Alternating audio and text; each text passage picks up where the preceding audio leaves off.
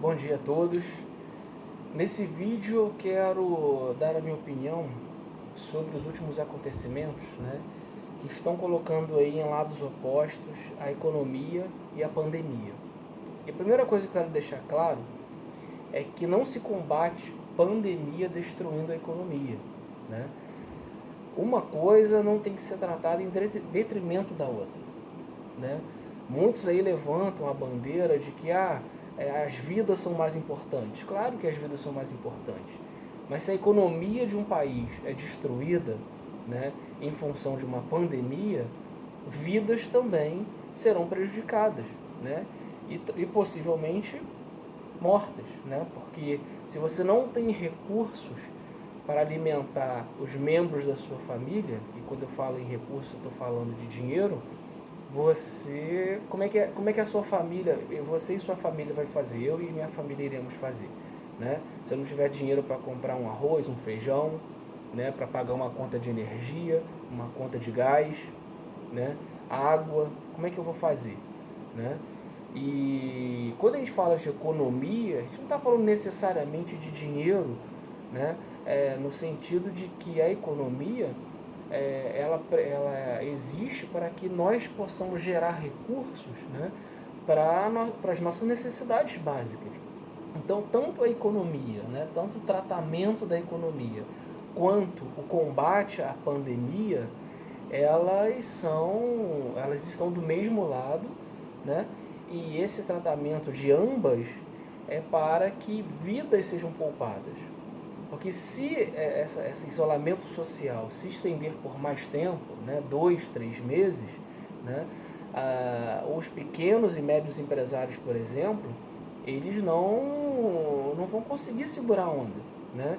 Um cara que tem uma lojinha aí de 30 metros quadrados, 40 metros quadrados, com 5, 6 funcionários, né, pagando um aluguel caríssimo, né, como é que ele vai fazer para sustentar essa loja fechada, né? Fica difícil. Então o que ele vai fazer? Olha, para eu não ficar sem recursos, eu vou fechar a loja, vou parar de pagar aluguel, condomínio e vou demitir os funcionários. E se eu não tiver dinheiro para pagar esses funcionários, eles vão buscar na justiça, porque é o que eu posso fazer, né?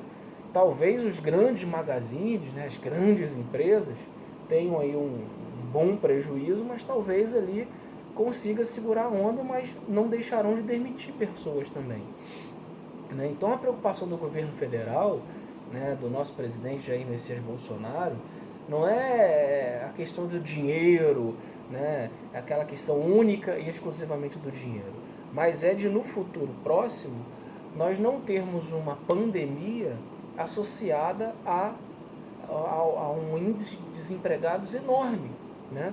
Nós podemos chegar a 16, 17 milhões de desempregados tranquilamente, se esse isolamento social continuar aí por 2, 3 meses, né? Porque a maioria dos empresários, né, os médios e pequenos empresários, que se eu não me engano aí compõem no mínimo 60% da mão de obra brasileira, eles não vão segurar a onda. E não são R$ 600 durante 3 meses, né, que vão ajudar essas famílias, né? Mesmo porque R$ 600 não é grande coisa, né? O que se consegue hoje com R$ 600, né? Então a gente precisa ter em mente que não se combate pandemia destruindo a economia, né? Uma vez eu fui questionado quando eu disse essa frase, falou, mas também não se combate pandemia fazendo aglomerações. Não é fazendo aglomerações. As pessoas, elas precisam voltar ao trabalho, mas elas voltarão ao trabalho com os devidos cuidados, né?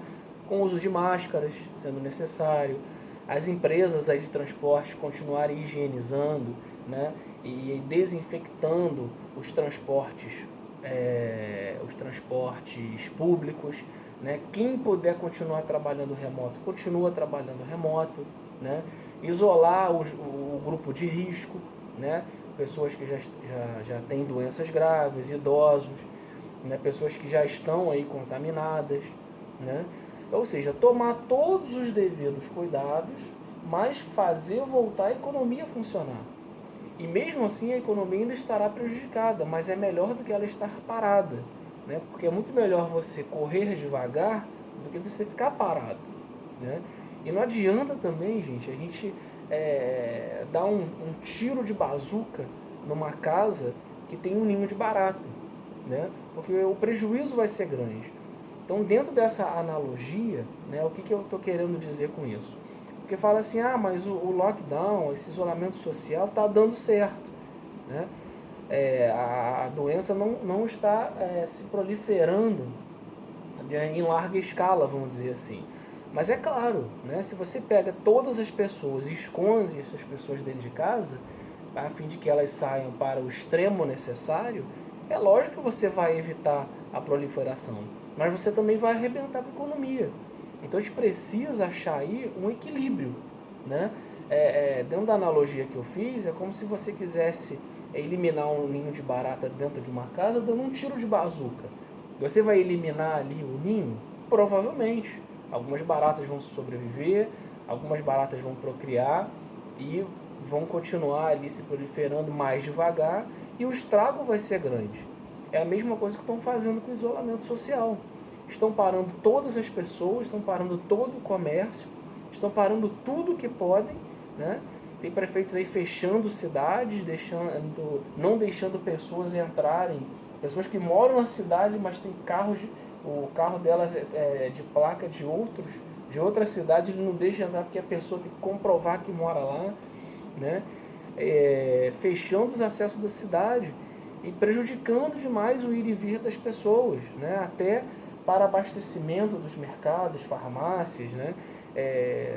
Os caminhoneiros aí estão sendo prejudicados, esse abastecimento está sendo prejudicado porque está havendo essa histeria, esse pânico, né?